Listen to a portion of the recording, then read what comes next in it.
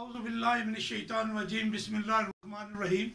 अज़ीज़ तलबा अस्सलामु अलैकुम वरहमतुल्लाहि वबरकातुहू।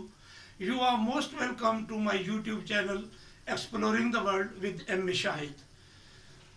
On this YouTube channel you will find its most important segment, its most important playlist that is known as M. Shahid Online College। और इस M. Shahid online college के ज़रिए हम क्लास 1 to 12 तमाम तलबा व तालबात को तमाम सब्जेक्ट्स पढ़ाने का इरादा रख रहे हैं। और मैं in person M. Shahid 9th और 10th को 2 सब्जेक्ट्स बाकायदगी से पढ़ाना शुरू कर चुका हूँ, इंग्लिश और मैथमेटिक्स। और आज इस वक्त मैं 9वीं क्लास के मैथमेटिक्स के तलबा व तालबात से मुखातब हूँ और हम एक्सरसाइज शुरू कर चुके हुए हैं 1.6। और पिछली वीडियो में हमने क्वेश्चन 1 शुरू किया और क्वेश्चन 1 के अंदर 8 पार्ट थे और 8 पार्ट को आपने 2 मेथड से करना था। मैंने एक मेथड जो है वो सिखा दिया आपको और वो था मैट्रिक्स इन्वर्जन मेथड। आज हम उसी क्वेश्चन 1 के 8 पार्ट को दूसरे मेथड से करेंगे और उसका नाम है Cramer's rule. So today we are going to learn Cramer's rule.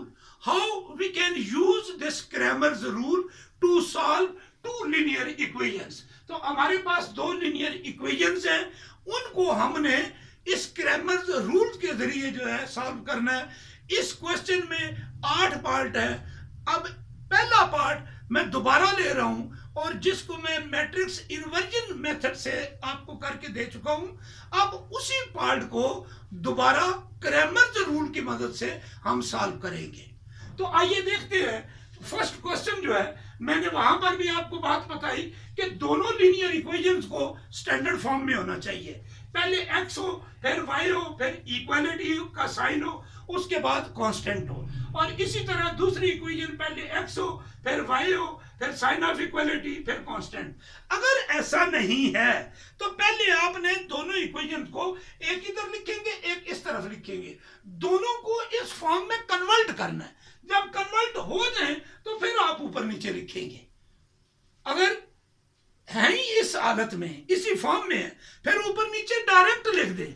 अगर ऐसा नहीं है तो सबसे पहले एक इक्वेशन को इधर लिखें, दूसरे को इधर लिखें और जो स्टैंडर्ड फॉर्म में नहीं है उसको कन्वर्ट कर लें और फिर एक को ऊपर लिखें, एक को नीचे लिखें इस फॉर्म में। अब ये स्टेप आपने वहां पर भी किया, ये 2 3 -2 2 मैट्रिक्स में कन्वर्ट हो गया। ये एक्स पहले, ये वाई बाद में, एक्स ऊपर वाई नीचे, ये एक्स वाई बन गया। दोनों साइन ऑफ इक्वालिटी की जगह एक साइन ऑफ इक्वालिटी डाल दिया।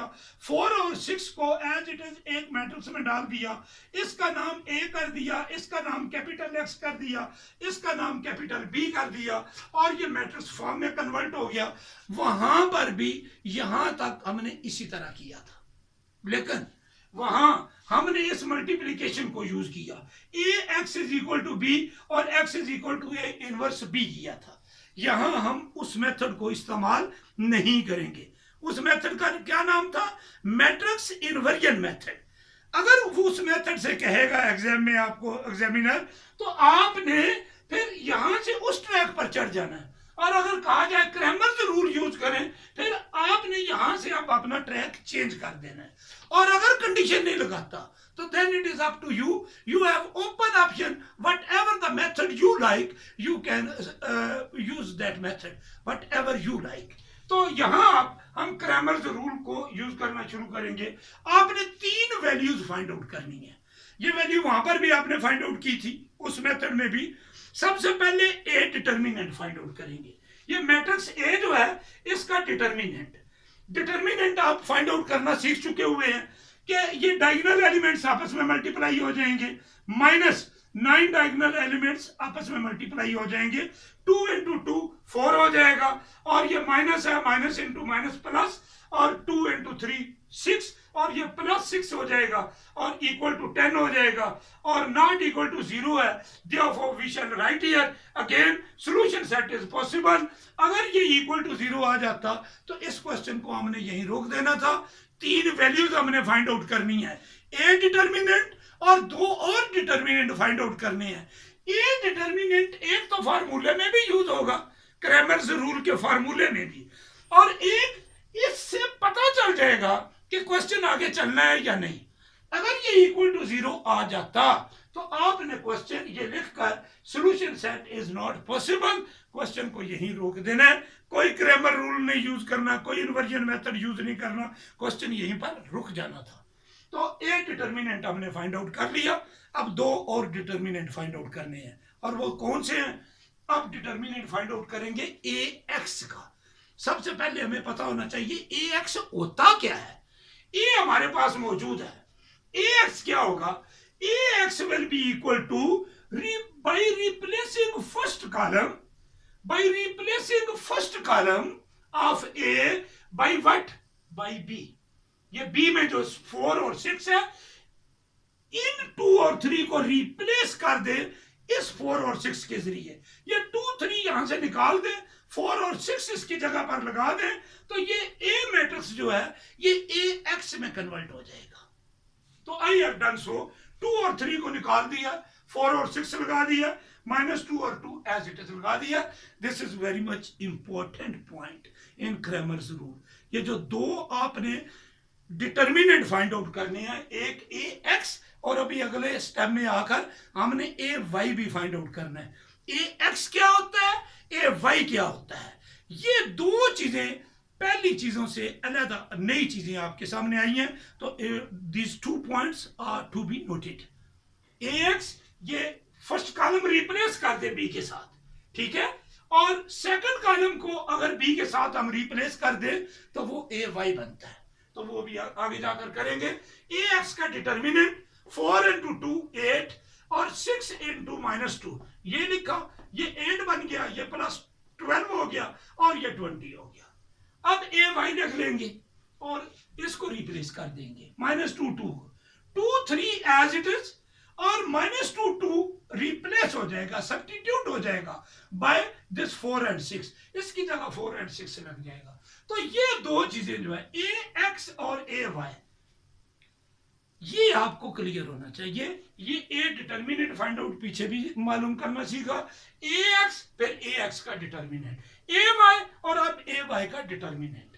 2 into 6 -4 into 3, 2 into 6 12 -4 into 3 12, 12 - 12 is equal to 0।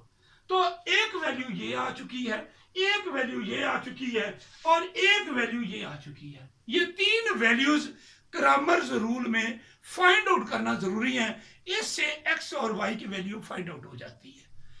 ये पहले वाली वैल्यू आपको ये भी हेल्प देगी कि लीनियर इक्वेशंस जो हैं वो सॉल्व ही हो सकती हैं या नहीं। तो अगर वो इक्वल टू 0 आ जाता तो लिख देना था कि solution set is not possible. अब चूंकि वो नॉट इक्वल टू 0 है, therefore we had to find ax, then we had to find ay, a determinant. दोनों डिटर्मिनेंट फाइंड आउट कर लिए, अब हम x की वैल्यू लिखेंगे। x will be equal to, ये फार्मूला वेरी इंपॉर्टेंट, ये दो फार्मूले मैंने लिख दिए हैं, x is equal to ax determinant divided by a determinant, and y is equal to ay determinant divided by a determinant. दोनों की डिवीजन में ए डिटर्मिनेंट आएगा। ए एक्स की वैल्यू फाइंड आउट करनी है तो ए एक्स का डिटर्मिनेंट, वाई की वैल्यू फाइंड आउट करनी है तो ए वाई का डिटर्मिनेंट ऊपर लगाएंगे। Have you got the point?